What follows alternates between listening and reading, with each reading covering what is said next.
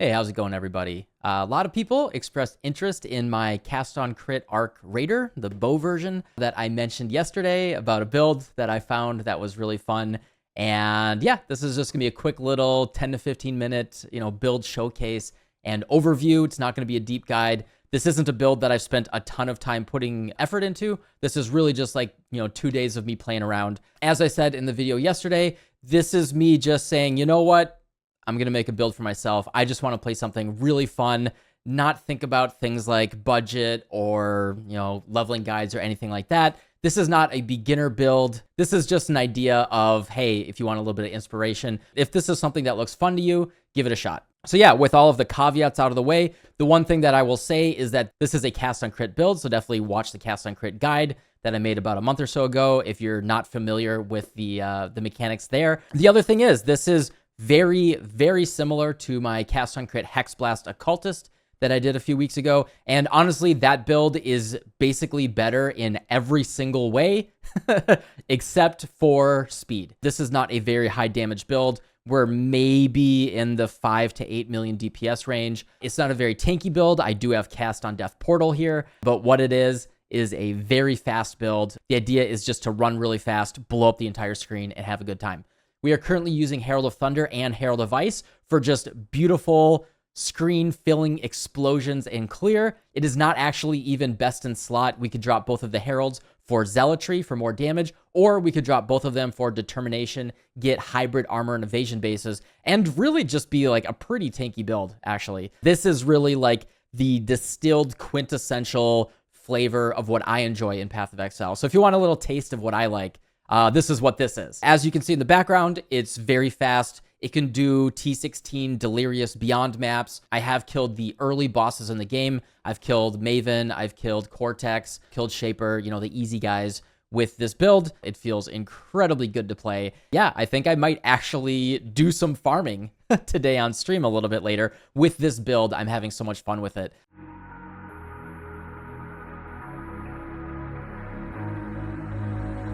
All right, so what I have here is a level 96 Raider. Basic idea here is we have a very cheap, very easy to craft bow.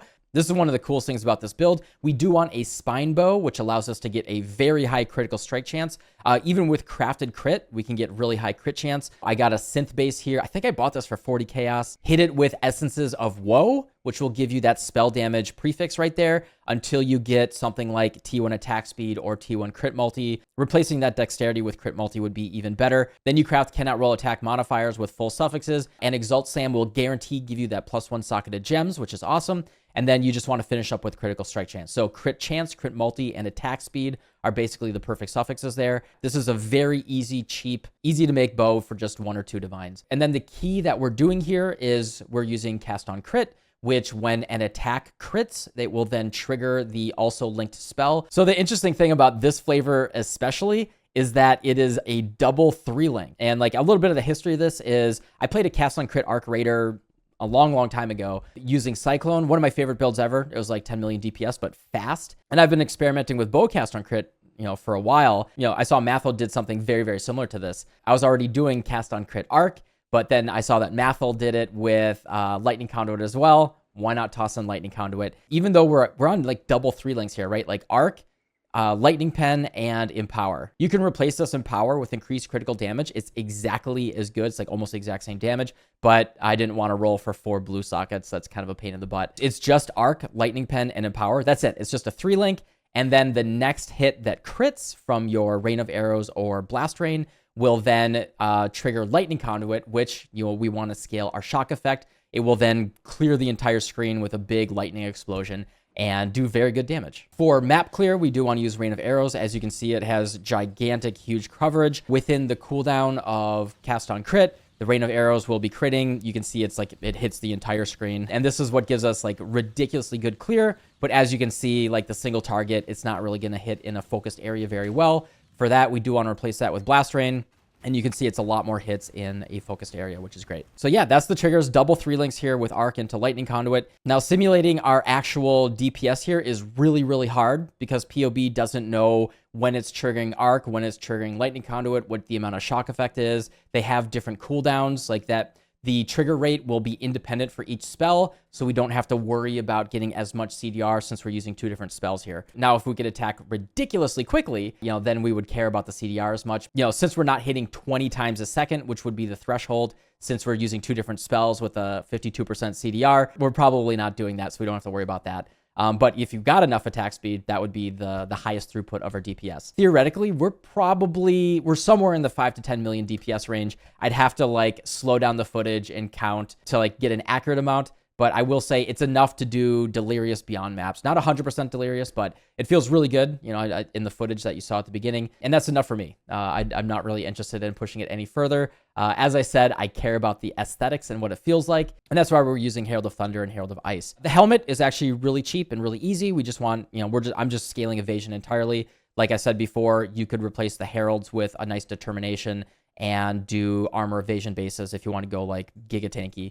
But I'm not really worried about that. So I went for evasion bases. We want arc chains an additional time. This will hit more monsters, more shocks, and arc does more damage to the initial target for every chain that it has. So it's really good for your single target. I went for increased effective non-damage ailments for better shocks and increased effective LE weakness. I have an LE weakness ring, and then I have a synthesized connectivity ring. You could also do Crusader if you just want to do a non-synth ring. And then we also have Mark on Hit. We are triple cursing right now. This is probably overkill. I could probably do a really big spell damage crit multi-ring and then drop my 3rd curse here and save a couple passive points. That's almost definitely better damage. This was just what I had laying around. Triple curse is always fun anyway. So that's what I did here on the rings. The quiver, this is a very expensive attack quiver. This is not remotely what you need for this build at all. This is a synthesized quiver with +2 arrows now. The crit multi and crit chance are really good. Actually, what would be better for this build? Life, crit chance, crit multi. The additional arrows are okay for this build, but they're not huge. What would be better is actually attack speed. So you can do something better for way, way cheaper. This is just what I had because I already had it for an LE hit build. And so, I didn't want to recraft this, and it's good enough. I'm using Ashes of the Stars. What I'm doing here is I'm reserving Grace, Herald of Ice, Herald of Thunder, Clarity, Vitality, and Precision, all leveled up as high as possible. In the body armor here with a level 4 Enlighten. What would probably be better is a +2 or +4 Amulet. If you have a Lake Amulet with crit multi and Grace mana reservation efficiency, you could get a small cluster jewel that has that Grace mana reservation efficiency on it. I just wanted to go all out on the auras and all that type of stuff. The other really cool thing about Ashes of the Stars is the quality is actually really nice for us. And we don't need to hit that 30% breakpoint because the alternate qualities that I'm using actually scale really nicely. They scale linearly instead of step function. And so what that allows us to do, Herald of Thunder gives us increased lightning damage. Herald of Ice gets bigger, better clear, precision, more mana reservation efficiency. As you can see, we have 49% with anomalous precision. And the really, really cool thing here, if you've never played around with this, anomalous flame dash, we have 49% increased travel distance. Look at how far this thing goes.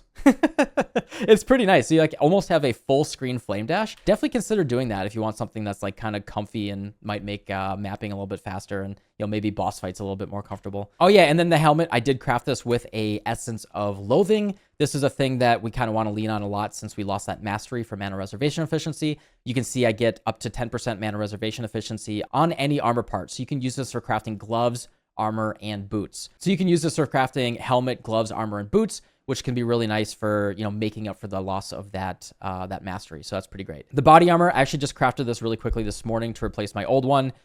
We want to elevate spell crit and attack crit. The attack crit is actually not a big deal because we have a spine bow. We definitely want a spine bow here.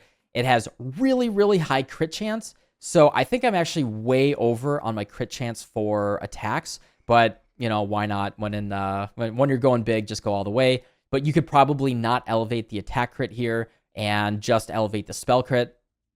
Because we are a crit-based build, we want 100% crit chance, especially since we're cast on crit. We want to woke those two together with a Hunter and either Shaper or Elder. But if you do Elder instead of Shaper, Hunter has both spell and attack crit. So you can do either one on Hunter and then choose Shaper or Elder based on, which one you don't do on Hunter. And then you cross your fingers because, Reforged keeping suffixes got removed from the game. So if you have full prefixes, you're going to have to go for a YOLO and null and be really sad if that doesn't hit. But if you have an open prefix, suffixes can't be changed. Reforged Caster will guarantee give you +1 curse. then, craft life and hit it with a, finish it off with an Exalt Slam. I got lucky with this Fizz taking his cold, which is pretty nice. And yeah, this is our best in slot body armor, really. The boots, these are actually boots that I happen to have in League. These are not the best boots. Again, I'm always going to be pointing to the Hex Blast build. If you want like the real stuff, I go over all of the gear there. These boots, I would rather have CDR boots. The onslaught effect is very, very minimal for this build. We don't need elevated onslaught. Ideal would be Tailwind with even non-elevated CDR from Crusader or Shaper, because we would love to hit that 52% CDR breakpoint for cast on crit. I just had these boots for a previous crit-based build, and so I'm just using them. The gloves, you can buy fractured spell suppression gloves. I bought these for like 50 chaos. Yeah, then I crafted them by just throwing a couple veiled chaos orbs at them until I hit some resistances on the suffixes. Yeah, so these gloves are like nothing. You could craft something much better with using some essences, but I really like being able to have this fractured spell suppression, which makes it really comfortable. I went for spell suppression as well on the greater spell suppression, that's 6% there on the gloves, and then unnerve on hit, so we get that increased spell damage taken. The cool thing is you want evasion on your boots, your helmet, and your gloves, and then that allows us to take the mastery here for plus 12% spell suppression if you have evasion on all those pieces. With a quartz flask, I am able to hit 100% spell suppression on this build, which is pretty cool. And then, yes, I am using a Mage Blood right now. I did not want to balance my resistances. I like running around really fast. It's comfy. I wanted to allow myself to wear Mage Blood, but just like in the Hex Blast video, a Torrent's Reclamation would actually be more damage for this build because it gives you increased attack speed, increased action speed, and built-in CDR, such that you wouldn't even need CDR boots at all to hit that 52% breakpoint. Mage Blood, obviously incredibly good, especially if you're bossing or something like that. 100% flask uptime is obviously ridiculously good, but Torrent's Reclamation would be the budget option there. We're using Assassin's Mark with Mark on Hit here, so that's all the core gear there, and then the passive is really, really simple. We are stacking both Frenzy and Power Charges just so we can go fast, get more crit chance. My Watcher's Eye is just a one-stat Watcher's Eye. This is actually a full-on budget Watcher's Eye for us. Just attack speed affected by precision. It's like a 20 chaos Watcher's Eye. And then I'm using Overshock. Overshock is actually really important for this build. Like I said, since we are Lightning Conduit, we do want increased effective shock as much as possible. So Overshock's incredibly good. Doriani's for just a little life leech is really good for us. And then this is Basics of Pain, Quick Getaway, Pressure Points, Quick Getaway. Best in slot would probably Pressure Points, Basics of Pain, but Quick Getaway makes us go faster. So that's what I wanted to do. Probably not best in slot for damage. And then for jewels, we want things like this: attack speed, life, and crit multi for lightning and elemental skills. Really, really good for getting our damage up there. Using Intuitive Leap here just so we can take these. But even with the Intuitive Leap, I still want to use this mastery. There's a really, really good critical mastery here for Lightning Conduit. 50% increased effect of non-damaging ailments you afflict with critical strikes. I have a ton of increased effect of non-damaging ailments to the point where like I very, very consistently am hitting 50% shock, to the point where I'm actually considering changing this lightning mastery to the plus 15% maximum effect because we're already hitting so many monsters anyway, but the shock spread just makes it a little bit more consistent to make sure that Lightning Conduit's going to be hitting the full screen. So I'm using that there. But an alternative that you could use, there's an Eldritch implicit here for the shock spread, and it goes to like 16 or 17 radius if you make it really high. So that'll make your clear better if you want to do that. Man, the more that I look at these gloves, the more I want to recraft them. Maybe I'll do that. Yeah, these gloves are really bad. But yeah, that's the entirety of the build. Like I said, this is not a budget build. This is just, honestly, I had almost all of this gear already. I just crafted the bow and the body armor. Yeah, I just wanted to put together something that was really fun, that really spoke to me, that allowed me to enjoy Path of Exile, especially we're halfway through 3.19. It's still got a lot more weeks going into it, and I just want to have a good time. I really like this build. I'm having a ton of fun with it. I'm going to farm with it a little bit. I actually am really enjoying it.